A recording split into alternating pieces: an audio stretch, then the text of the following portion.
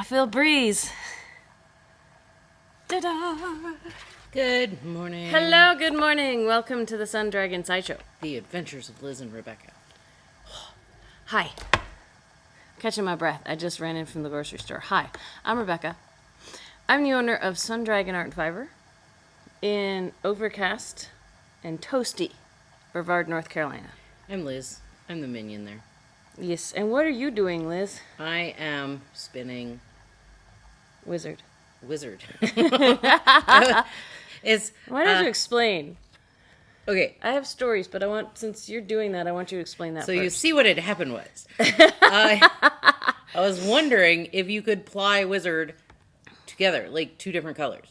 And Wizard has no twist on it. It's just a chainette. It's a chainette. Yeah. It's so like poofy. Yes. And spinning yarn involves spinning. Yes. Having a twist. Like, it needs a twist to stay twisted together. Yeah. And so, after a quick consultation with my spinning guru, we decided that you would need to spin one color at a time as a single, and then you put twist on it, and then you could ply it. Okay. And so I did. And then I did. So this is the That's teal really and cool. the reds applied together. So, anyway, yes, it works. You just have Yes, to. Virginia, there is a Santa Claus. Yeah, you just have to put a twist on non-twisted yarn. So and then you took the jasper and the teal Teals. one that is maybe sapphire or something like that, and you applied them individually, and then you spun them. I spun them individually. I'm gonna get my words into wrong. singles. And then you plied them. They twisted them the other direction to ply them together. Yes. And what are you doing? This is the blue. This is not the teal. So what are your plans for what you're doing right now? It's going to be hair. No. Oh, with this? Yes. I knew, but not all of this is going to be. Is this going to be hair as well? Yes. Okay. I'm going to add the blues to the teals and the reds. So Okay. Are you going to ply this with those two and see what happens? Or I are you might gonna actually ply some of it. Yeah. And then I chain ply the rest of it so it's thicker and it's only one color. So cool. yeah. And chain plying is really cool to watch, but not hard to do on camera right now. Yes. So, that's awesome. And so Liz is probably going to be doing that as I have stories, so you might have to wake your phone up. I told it not to sleep. Oh, that's right, because we're doing March Dragons now. Yeah. Because usually, in the before time, we would have to keep waking up your phone, right? Yes. Okay, so I get to tell my story. So mouse capades. Oh, we have mouse. Yes, we have mouse capades and some people heard some of this on Sit and Stitch. Some of you who've been following us for a long time know about Peter Parker, who was several generations back, Mice in My House. And Peter Parker did these death-defying leaps and things to outrun my cat. Haven't had a lot of mice issues in my house for quite some time. I've been hearing a few things in the wall behind my TV during the winter. And usually winter is when they come in, right? Yeah. Because they're looking for somewhere warm. I've had some incidents. Apparently, Peter Parker's generations down the line, we're probably dealing with the 6th or 7th generation at this point, are not as adept at avoiding my cat as Peter Parker was. Or your cat's gotten to be a better hunter. True, he's been practicing on me. So Yes. That's very possible. That is absolutely very possible. So, first part of the story, people on Virtual Sit and Stitch have heard, is that Tuesday morning, as I am doing my daily ablutions and getting ready for work in the bathroom, I'm hearing a lot of scampering, and it's not like my cat will run really fast for only a couple reasons. One is because his number twos won't fully detach from him because he eats my hair, and he runs like a bat out of you know where to get it off his bum because he thinks something's chasing him. Yes. And that is like down the stairs. And this was more like a and I was like, because the other reason he will run usually involves a mouse. It's usually not like when he plays with the fake mice, it's for all of 3 seconds and he's done. So I continue. I mean, I was not able to go out and see. There's been times in the past, like with Peter Parker, where I tried to rescue them. I wasn't sure. So I decided to, continue with what I was doing because I was in no state to go see what was going on. And I get out of the bathroom. And my cat greets me just inside the doorway to my bedroom, very proudly displaying his trophy of an ex-mouse. Drawn the curtain and joined the choir. Yes. This is, has gone on to meet his maker. And he's like, Mom, come celebrate with me. Mom, come on, Mom. Let's go look for more. And I'm just like, oh my gosh. It's unclear whether this is where the mouse met his maker or if the cat has brought him to me. So I wrapped him up in a paper towel because I don't leave him in the trash because that's no. I take him out to Mouse Island, which is where I used to release the live ones. I haven't had any live ones to release. It's my driveway, kind of like main road driveway comes up and down, so there's a little island of forestry. That's not like right next to the house where I let go of the live ones. I know they probably come right back inside. But it's also where I dump the dead ones. And this one, I tried to wrap him up in a paper towel and leave him on the floor, and the cat went, no, we have to get in there and make sure he's still gone. So, yeah. So that was Tuesday. Last night, I'm sleeping, and I'm hearing noises that I thought were part of my dream. That might have involved some squeaks and other things, in the distance. Couldn't tell. Cat wakes me up at 4:30. Because I looked at he jumps up on the bed and he's like, Mom, hey mom. And sometimes he'll do this just because. And I look at my phone and it's 4:30 and I turn on the light and I'm like, what, cat? And he's looking out by the door and I'm like, are you in the middle of hunting a mouse again? Because I thought I heard noises. And then I look at the end of the bed. Did he bring it to you? He brought it to me. He brought another ex-mouse. At least to the foot of the bed. We have not progressed to, putting it on my pillow yet, okay? But, yes, he brought me his trophy. And I just went, oh, Avi. And I'm not going out to Mouse Island at 4:30 in the morning. If he was still alive, I would. So I gently, gave him his paper towel coffin. And I put him on the edge of the sink in the bathroom because otherwise the cat was just going to, make a mess of things. Yeah. So apparently, he's either they've gotten slower or he's gotten better.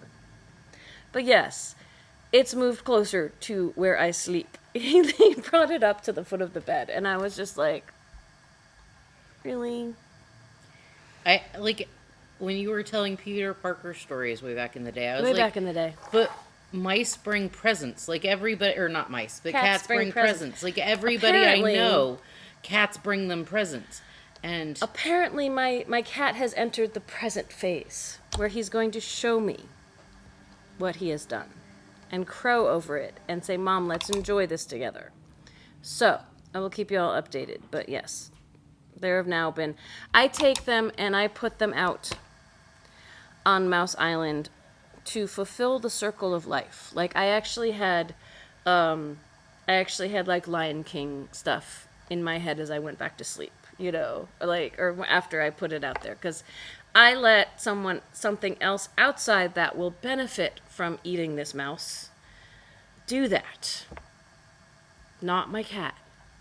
My cat has done his duty, and he doesn't need to get any more of the outside germy things that could hurt cats into his system. So that's the end of my mouse capades. I mean, it's sad. At But least it's also now like, you know that Avi is doing what cats are supposed to do. yes, and that actually makes me think even more that when he attacks me, it's because he doesn't have something else. He's like He's practicing. He's practicing. He's getting his training in for when and it's been working. He has caught 2 mice, fully extinguished. Anyway, so moving on. We have quite a few questions for the Dear Becky and Lizzy. We have everything lumped together in one episode now. So we have quite a few questions. Would we like to start with the emails? Yes, because the emails all came in before the card. We have 3 emails we have a card too. and a card. Yes. So, Liz, I have a question. You mentioned in a video a long time ago that you made a substitution for a ranunculus that you liked better and was a free pattern. Can you please share what the name was again? You are both fun to watch. I enjoy your funny banter. So We have questions. Well, yeah, it's hard for us to concretely answer this question. Us, it was posed to Liz, because we filmed a lot of episodes at this point.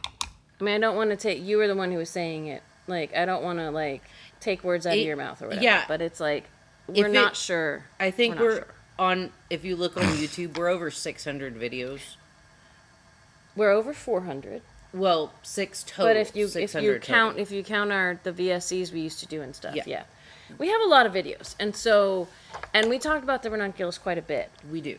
So we were pondering this. There are other ones you mentioned, and we can mention them, but we're not the ones we were thinking might be the right one. We're not free, so we're not sure. There are quite a few.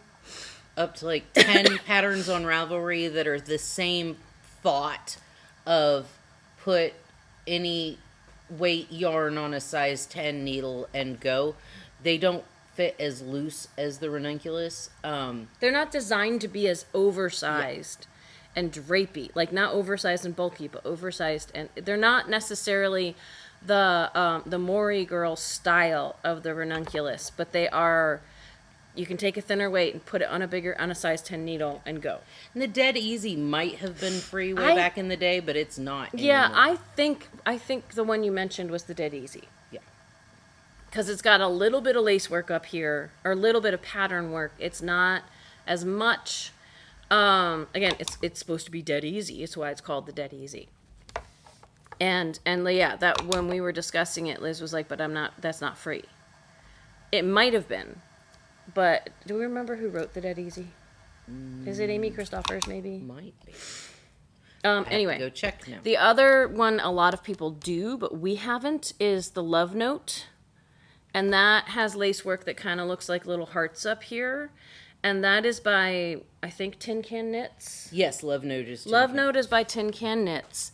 And I don't believe that one's free either. Some of Tin Can Knits patterns are free, but some are not. Neither one of us has done a Love Note. Dead Easy is Karen Fernandez. I knew it was by someone I've done other stuff by. Karen Fernandez, the white squirrel, the Rebel Squirrels little cowl thing that I made with colorwork of little itty bitty squirrels that I made, white squirrels, is by Karen Fernandez. So she's done several patterns that are fun. So the Dead Easy is probably that one, but we don't think it's free anymore. It might be a different price than the ranunculus, but it's hard to just off the top of our heads know everything we've talked about. Looking at Ravelry, it's £3. Okay, that's not bad. That's because the exchange rate isn't quite 2 to 1 like it used to be back in the day. $4.02. $4. That's almost free. Not quite, but compared to, a lot of pattern prices are going up to $7, $8, $9. And honestly, that could get us into a whole philosophical discussion about patterns and prices, which we might save for another day because we have other questions, right? But when people are like, "Oh, patterns cost money," the people who wrote them, like all the work that went into this, and the reason why my videos don't go through every single step of the ranunculus and talk about stitch counts and things, is people who write patterns, like for it to come out like this and work and fit and everything, that's a lot of work. And I'm willing to spend a few dollars on a pattern because the pattern writer put in all the work so that I don't have to think as hard or hope it doesn't mess up or those kind of things. So I'm the kind of person who I'm not going to complain about the cost of patterns because I don't want to have to figure it out on my own. So I'm grateful that someone else has put in the work, and especially if it's a good pattern, I'm willing to pay money for it. So, end of rant, but end of soapbox. What else do we have? Okay. That was that one. This one. Hi, Liz. You mentioned that you have almost 200 projects on needles. 198. Everyone loves Liz. They also need to email Liz to be on these. Sorry, 198. Yes. I have 3 questions. Where do you store them all? I'll answer these as we come to them. 1. Okay. I have several different places. Craft room, living room, bedroom, shop. Yeah, I was going to say some are here too. So they're all over the place. So again, if anyone's asking how we organize things, we have done that before of saying we don't. Yeah. We kind of do and we kind of don't. But we do not have magical solutions for organization because we live in organized chaos. Okay. How many papillons are on needles? I have 16 or 17 papillons on needles. And you haven't really gone back to one of those in a while. And No, neither have every I. once in a while I'll pull one out and work on it for a little bit, but... I have 2 papillons on needles and a few that I frogged and a few that I finished. Liz has more, but yeah. I've only worked on mine like really sparsely too. So. And do you think you will one day finish them all? Sorry. Yes, and. And yeah. I have no sentimental attachment to most of my yarn projects. It makes it a whole lot easier to go, and I work in a yarn shop. If I ever quit working in a yarn shop, I would probably go back and finish some of my projects just because they're there. Mm-hmm. But, fortunately, my brain doesn't care. We've had lots of people in that are like, oh, I could never do that because my brain would be harping on the fact that I have all these projects on needles. Mm-hmm. My brain's like, oh, look, another one. So it so you're okay. So yeah, you probably will, and it could be a really long time, but you're okay with that. I'm okay with You're not wigging out. No. Okay. No. Thank you for the question. Thank you. That was Curious in North Carolina. Okay. Okay, last question on email. Hi, Liz. A while back, you showed us your standard tried and true pattern for a shawl that you make, which is big enough to wrap and tie in the back. Could you please repeat the name of that pattern? Many thanks and have a blissful day. Is that the... Yeah, okay. It's, let me go to Ravelry. What we think, and again, this is another one of those, we've mentioned a lot of patterns. So... If it's from this winter, it's probably my... Yeah, if it's a basic shawl. And this is one, if it's the one that she's looking up, I could... I've got it. I just hit favorites instead of library. Sorry. It's been in Outlander, a version of it. It's been in... it comes from a long history of doing these triangle shawls. It was in Little Women. Whether these movies and other things are historically accurate, everyone's going to debate about. But you got it? Yes, it is Godet's shawl pattern 1864. If you type in 1864 shawl on Ravelry, you will get... Like the number, the date, 1864. You will get several different pictures of this, but it's the one that has the gray and red shawl. Mm-hmm. Gray and like maroon stripes at the bottom. It is by Kelsey Patton. She took the 1864 pattern and translated it into modern knitting.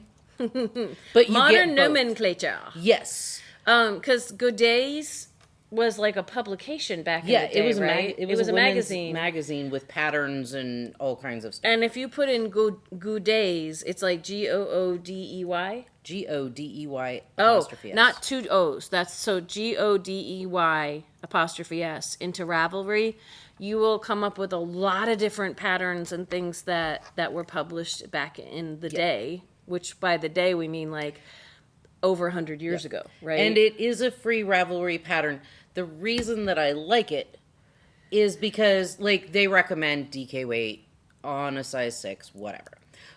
But it's a pattern you can take any yarn and any needles you're comfortable using with that yarn and do a giant triangle shawl.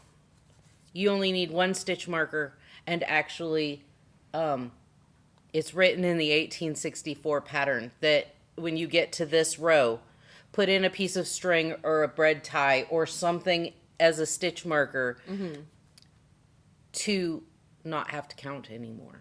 So you know where your middle is, yeah.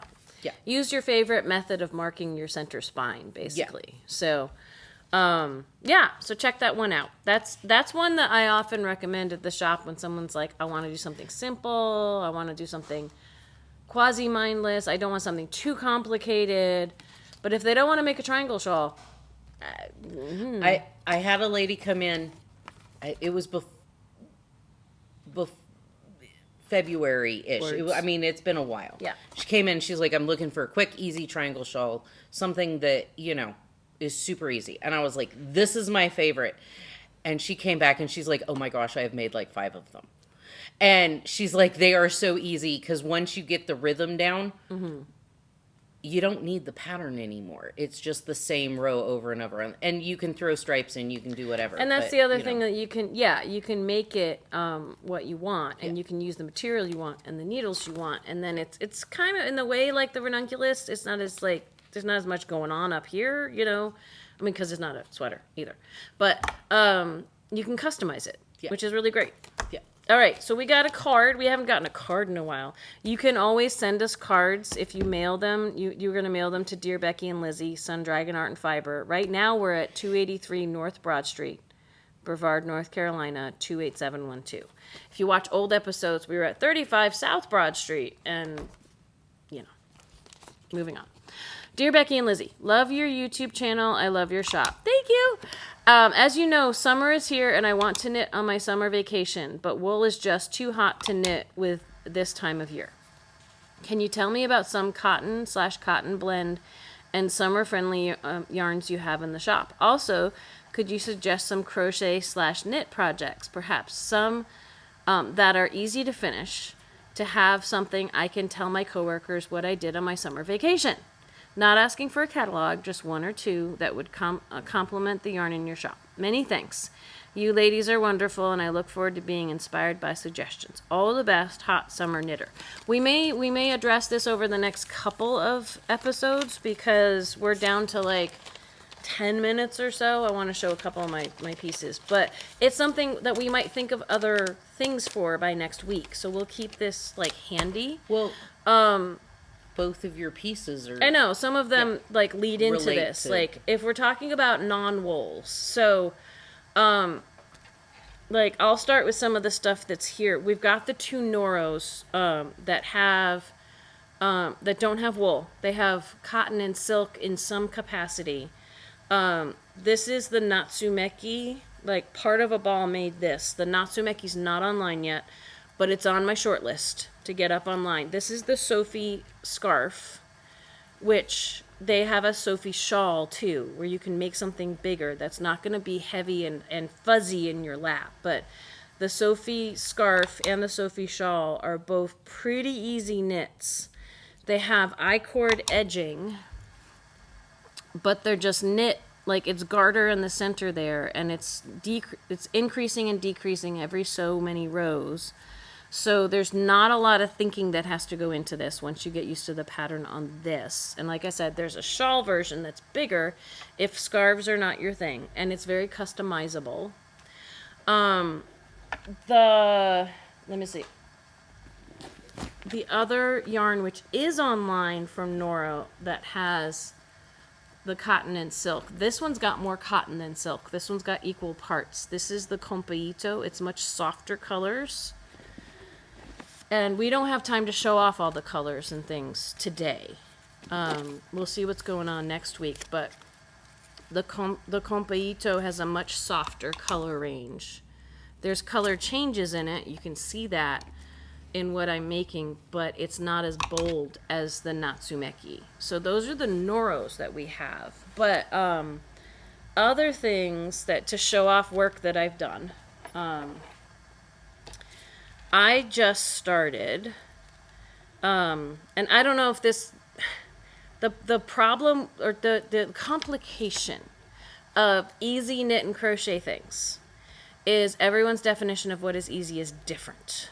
So, going back to some yarns though, this is Queensland Rainbow Cake, and it's a 200 gram sport weight, almost fingering weight cotton that has all these rainbow colors in it. Like the bottom might show it a little better. Because I've already knit some of the center. So there's kind of a hole and it's wanting to collapse just a bit. But we have this, all of the rainbow cakes have these rainbow rings, like red, orange, yellow, green. It's like 2 shades of blue, like an aqua and a darker blue and a purple, separated by the main color of the cake. And this one is coral. But we have black, we have a navy, we have a cream, we have a white, we have a light purple, we have a gray. The gray we only have one left of. And there's a taupe. Yeah, that's I think is that different than the cream? I don't know. Anyway, there's like 7 or 8 colors. There's 2 shades of blue that go with this. One is more of a slate blue and one is more of a navy blue. But one, probably it's going to take over 1 ball. I was looking to see if I could get 1 ball and make a top, but I'm a little chunky right now. So it's 875 yards. I'm probably going to need to crack into a second to finish this top, but I'm making the Trillium Lake top by Kay Hopkins. And it's got this nice little lace work up at the top. And then the rest of it is a fairly simple shaping. Like there's not a lot going on with it because I just want to show off the stripes. So this is going to be coral and then red and then coral and then orange and then coral and then yellow. I think this would make a really awesome cotton shawl, especially like a crescent shawl, especially if you like. I don't have a basic pattern off the top of my head. If you knit it on a bigger needle, though, if I find one, I'll come back and tell you next week. Because those are my options, is making a top or making, like, a shawl that really would be like a scarf you could wrap around your neck. The 1864 shawl would be easily adjustable. If you wanted to make a triangle, a symmetrical triangle shawl, this would be awesome for it. Pearl Soho has, it's like the triangle garter wrap, I believe it's called. Mm-hmm. And it's designed for DK. And it is, instead of like starting at the top and you have the rows that go out like this, it starts at the bottom and you're just increasing every row. It's garter and there's a knit front and back at the end of every row. And you just go until it's the size you want. So that gives you a triangle shape without much complication. The easy crochet stuff, like this I made out of Wizard, this corner to corner infinity scarf. It's the Peach Orchard infinity scarf. I want to make one of these out of the Noro because then it's one for more summer, spring, fall. So almost any pattern, it might behave differently when you make it out of a cotton, but then it's going to be more summery. It may not drape the same. Like this is cotton. This is the Vivo of the ranunculus. And I am now making a ranunculus out of, this is the last thing I want to do before we go to open up today. Look how much progress I made on my ranunculus out of Zoe stripes. So much. And the Zoe stripes, which is a cotton linen blend, it can be splitty. It's like there's different fibers in it of the different plies. And so there's times when it's splitty and I just have to go back and fix it. But on a 10, I find it kind of easy to knit. I like it. And I love the drape on this. The stripes I have gotten up on into the online shop. So the Queensland rainbow cakes and the Zoe stripes are now in the online shop. I think I even have them in the featured products on the main page. I'm loving how this is knitting up though. It's like they're uneven stripes partially because the stitch count, like the fading stripes, it's kind of an ombre. It does it at a different pace because I had to change skeins right in here somewhere. And the stitch count gets wider and then narrower. So, but I'm going to put this on barber cords to try it on. The other thing I wanted to show y'all is I finished my squirrel socks. But first I'm going to put this on so I can try it on, and then I'll show you the squirrel socks. But can you think, Liz, of anything else that is like a simple crochet project for the summer? I haven't done enough crochet recently. The Fall River shawl. Is that easy though? That's a fun one to do. I don't put that in the super easy quick category. I put that in the you can take it on summer vacation and work on it because it's not a lot of material. I put that advanced. It's an easy repeat once you get it. But that's why we're like well, easy is kind of. Everybody has their subjective. own definition, and because someone will come easy as in the size of the project, or easy as in. And let's see what the lingo was here again.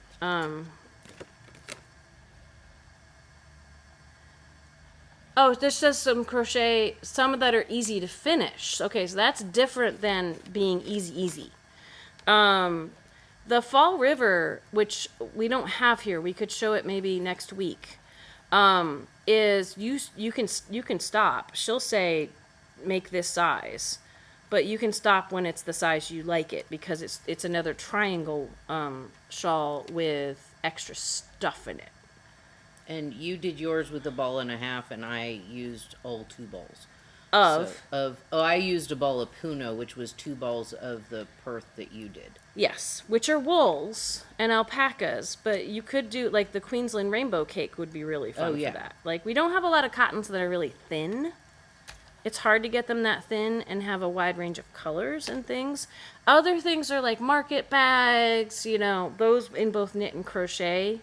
All kinds of versions of those can be good, easy to finish projects. And